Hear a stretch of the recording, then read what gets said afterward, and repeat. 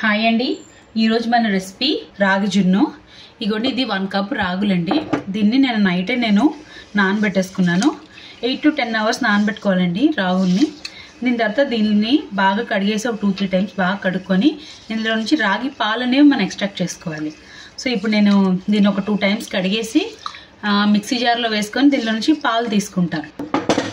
ఇదిగోండి, ఇప్పుడు ఈ రాగులు మొత్తాన్ని ఒక మిక్సీలో ట్రాన్స్ఫర్ చేసుకున్నాను.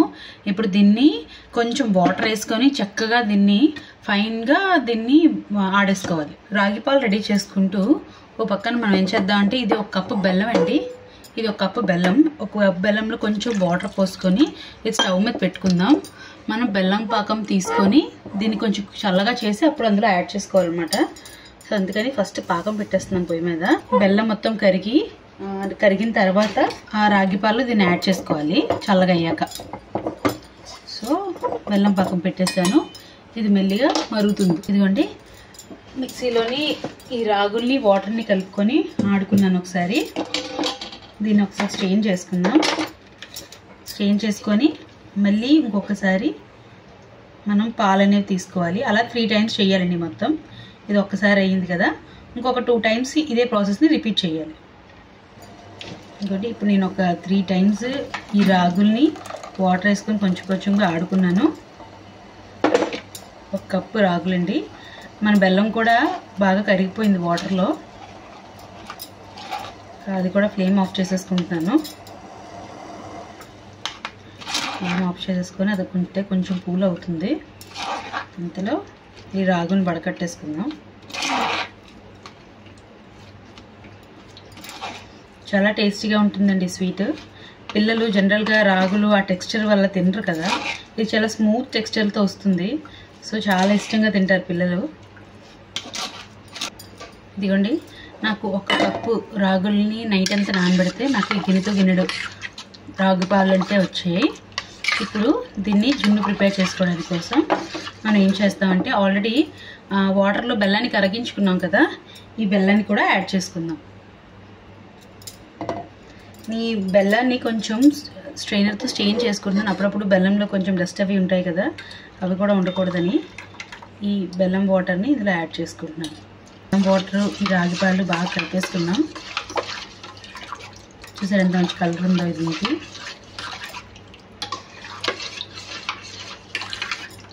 ఇప్పుడు దీనిలో కొంచెం యాలకుల పొడి వేసుకుందాం.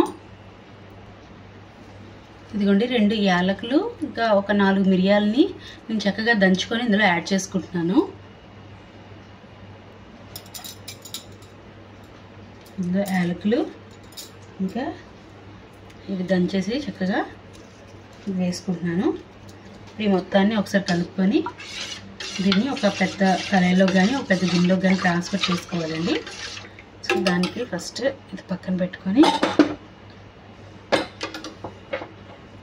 నేను ఒక పెద్ద కళాయి తీసుకుంటున్నాను. ఇంకోండి, నేను ఒక కళాయి తీసుకున్నాను. కళాయిలో ఆల్రెడీ లైట్గా కొంచెం మగ్గింది. ఇప్పుడు దీనిలోని ఇందాక ఆల్రెడీ ప్రిపేర్ చేసుకున్నాం కదా రాగి పాలని మొత్తాన్ని ట్రాన్స్ఫర్ చేసేసుకోవాలి.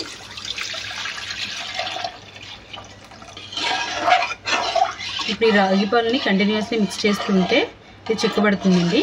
ఇది చిక్కబడిన తర్వాత దీన్ని కంటిన్యూస్ మిక్స్ చేస్తూ ఉండాలి. దీన్ని ఇలా కంటిన్యూస్ కలుపుతూ ఉంటే మీడియం టు లో హీట్లోనే ఉంచుకోండి. హై ఫ్లేమ్లో పెడితే ఒకేసారి ఉండలు ఫామ్ అయిపోతుంది. ఇందులో చక్కగా ఇది కలుపుతూ ఉండడమే.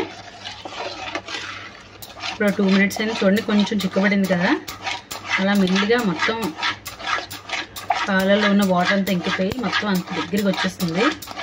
జస్ట్ ఒక హల్వాలా అవుతుంది. ఇప్పుడు దాకా దీన్ని కంటిన్యూస్గా కలుపుకుంటూ ఉండడమే. సరే ఎంత ఫాస్ట్గా అయిపోయిందో. జస్ట్ ఒక 3 మినిట్స్ అయింది. ఇదంతా చక్కగా దగ్గర అయిపోయింది రాగి పాలంతాను. ఈ పాయింట్లో నేను కొంచెం బటర్ యాడ్ చేసుకుంటున్నాను. మీరు నెయ్యి కానీ బటర్ కానీ ఏదైనా యాడ్ చేసుకోవచ్చు. చేసుకోకపోయినా పర్వాలేదు, చేసుకుంటే ఇంకొంచెం ఫ్లేవర్ బాగుంటుంది.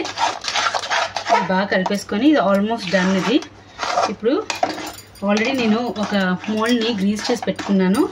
ఇది ఒక మోల్డ్ను ప్లస్ ఈ బటర్ఫ్లై మోల్డ్ ఒకటి ఉంటే ఇదొకటి నేను గ్రీస్ చేసి పెట్టుకున్నాను. ఇది ఒకసారి బాగా ఈ బటర్ కలిసిపోయిన తర్వాత ఇది ఇంకా పూర్తిగా చల్లగా అవ్వకముందే ఆ మోల్స్లోకి మనం మార్చేసుకోవాలి. చూసారు ఇదంతా ప్యాన్ నుంచి సెపరేట్ అయిపోతుంది. ఇలా ప్యాన్ నుంచి సెపరేట్ అవుతున్నప్పుడు మనం కంప్లీట్గా కుక్ అయిపోయినట్టే. ఇంకొక 1 minute ఉంచుదాం. ఇప్పుడు నేను స్టవ్ ఆఫ్ చేసేసుకుంటున్నాను.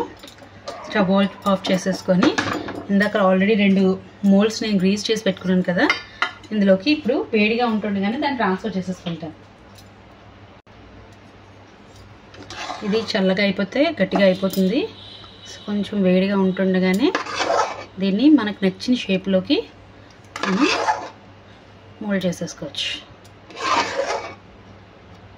చల్లగా అవగానే ఈ మోల్డ్ షేప్లోకి వచ్చేస్తుంది. అండ్ చాలా మనం ఆల్రెడీ కొంచెం నెయ్యి రాసుకున్నాం కదా, చాలా ఈజీగా ఇది సపరేట్ అయిపోతుంది కూడా మోల్డ్ నుంచి.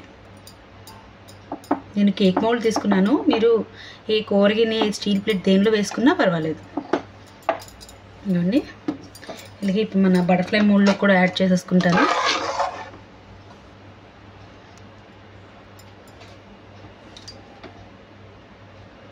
ఇప్పుడు దీన్ని కొంచెం చల్లగా అవనిద్దాం. ఒక్కసారి ఇది చల్లగా అయిపోతే దీన్ని డీమోల్డ్ చేసుకొని మనం సర్వ్ చేసుకోవడమే. ఎంతో హెల్దీ అండ్ టేస్టీ అయిన రాగి జున్ను రెడీ.